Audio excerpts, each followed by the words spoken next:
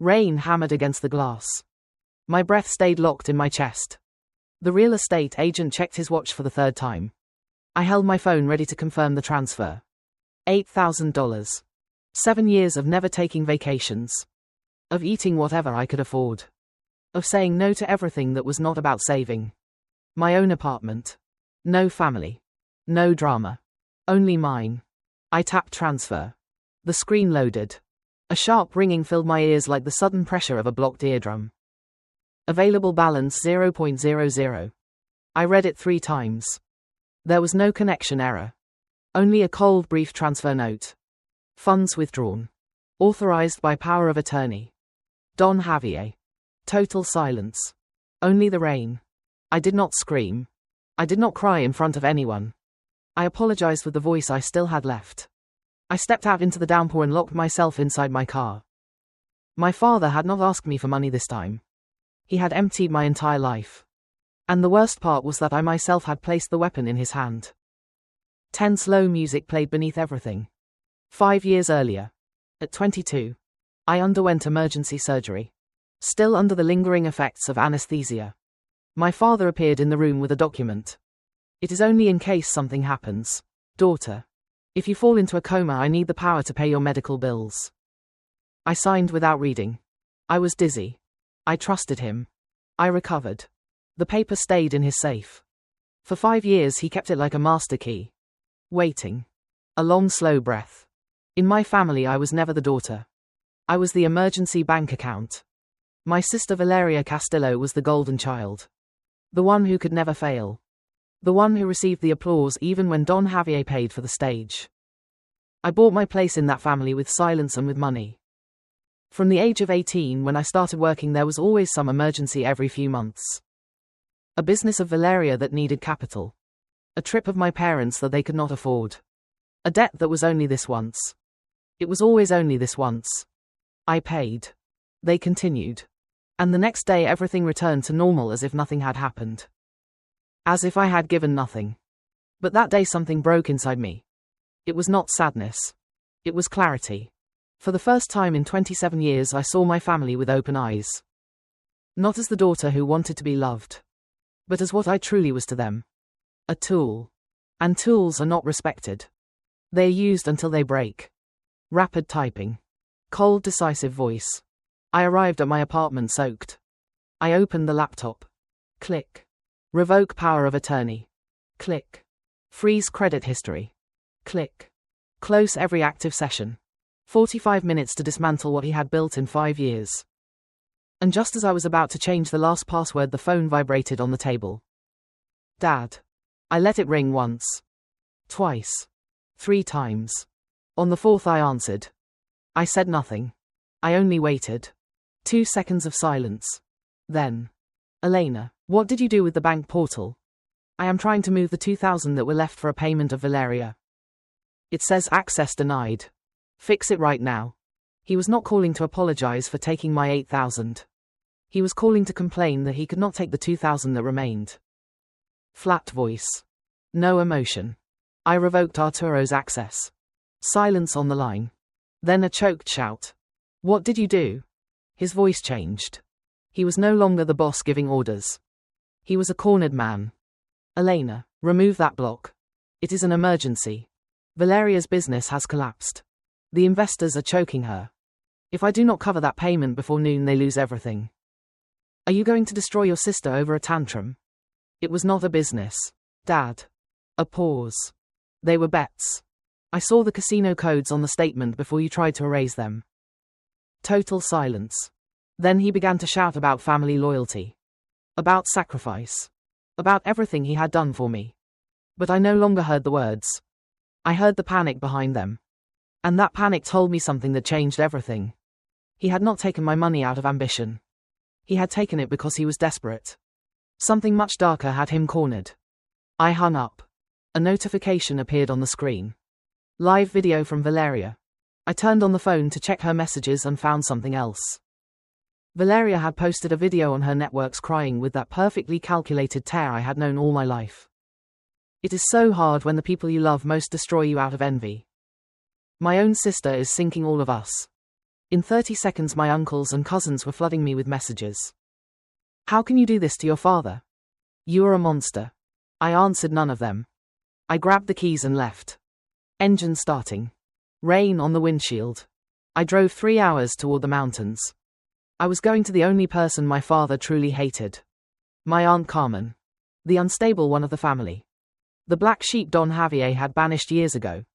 No one spoke of her at gatherings. What no one told was why he had banished her. 20 years earlier Carmen discovered something about Don Javier that he could not allow to come out. He pressured her. He threatened her. And when she did not give in he made her look like the problem of the family.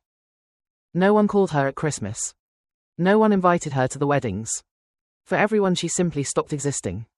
Exactly the same thing Don Javier had just tried to do to me. Footsteps on wood. A door that creaked. Carmen was on the porch with a cigarette.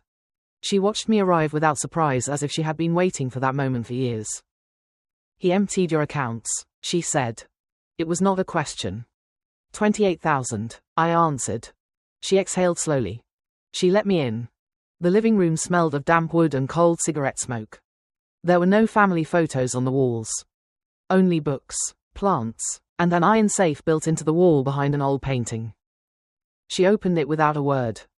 She took out an envelope with folded corners and placed it on the table between us. Your grandfather knew exactly what kind of man his son was. He always knew. That is why when he bought those lands he did not leave them clean. He left them with a trap. She crossed her arms. Don Javier has spent decades showing off that land as if it were his great achievement. It was never entirely his. They only loaned it to him. Paper unfolding. The clause was marked in red.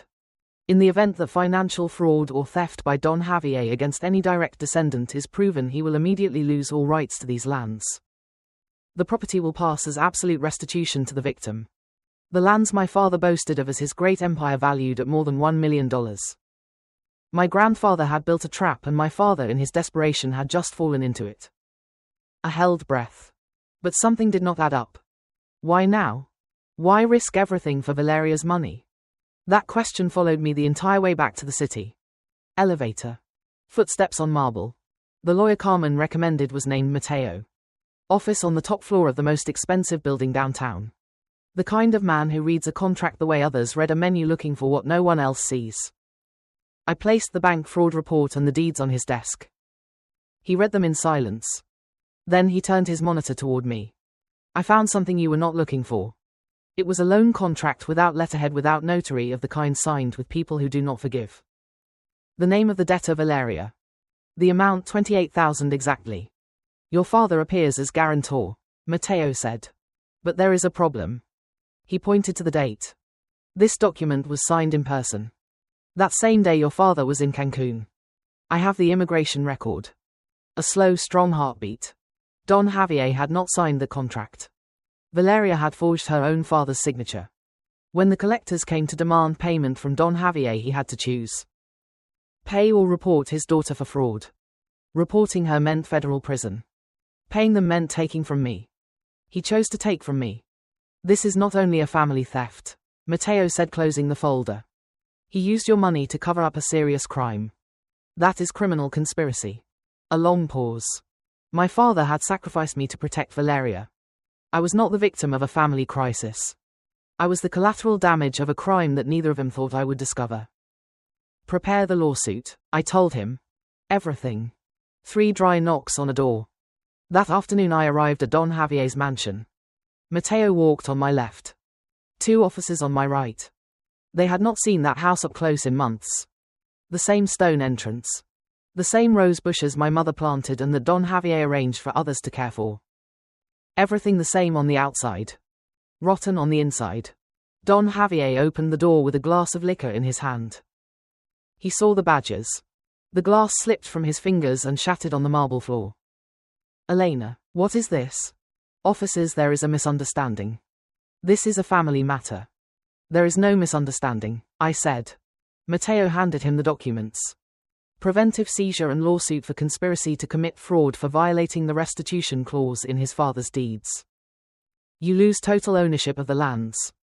They pass into the name of Elena Vargas. Don Javier went pale. The land is worth more than $1 million. For 8,000 I can pay you right now. I will get a loan. Whatever it takes. Footsteps coming down the stairs. Valeria appeared in a robe, rubbing her eyes. Dad, what is going on? She saw me. What is she doing here with the police? And then I saw it. The exact moment Don Javier calculated that there was nothing left to save. It was her. He pointed at Valeria with a trembling finger. I did not take from you for pleasure, Elena. Valeria forged my signature. They were extorting me. Arrest her. I am the victim. Valeria froze on the step. Dad, you promised you would save me. You are costing me everything. The officers approached Valeria. They read her rights. They placed the handcuffs. Don Javier looked at me, then breathing with relief, convinced that by handing over his daughter he had saved his empire. You heard, Elena. I was not at fault. Now tell your lawyer to withdraw the claim on the lands. Silence. Only the sound of crickets outside. I stepped closer until he could see me clearly. The judge signed the transfer order 2 hours ago. Don Javier. Before you reached this door, the lands were already mine. I paused and he filled the silence by confessing in front of the officers that the money from my account had been used to cover Valeria's fraud. You just closed the case yourself. I did not need you to say anything more. You did it all on your own. His face showed no anger. It showed something worse. It showed that he finally understood. I turned and walked out. Soft wind. Distant lights. I sold the land 6 weeks later. A hotel consortium paid $1,200,000. Don Javier had no money to pay lawyers. His lawsuit was archived in less than 3 months. I learned from Carmen, who now lives in a rented apartment in the suburbs, that he no longer lifts his gaze when he walks down the street. Valeria is serving a 3-year sentence for fraud and document forgery. She never sent me a message. Not to apologize. Not to blame me. Only silence. And that, curiously, was the most honest thing Valeria did in her entire life. And I. A long pause. Only the sea. Today I walk barefoot in my apartment with a view of the ocean. Not the one I lost that day under the rain. A better one. With a terrace where I have breakfast alone without checking my phone in fear. Without waiting for someone to need something from me before I finish my coffee. For 27 years I was the field my family harvested until it was dry. They taught me that to love was to endure. That family meant owing them everything while they owed me nothing. That my worth was exactly equal to what I could pay them. But the day my father emptied my account, he committed the only mistake that had no repair. He forced me to let go. And the first time in my life that I released that weight, I discovered something no one had ever told me before. That I alone was enough. That I always had been. If you were ever the support of a family that never supported you, write "I let go" in the comments. Subscribe. Thank you for listening to today's story. Don't forget to like, share, and subscribe to support the channel. See you in the next story.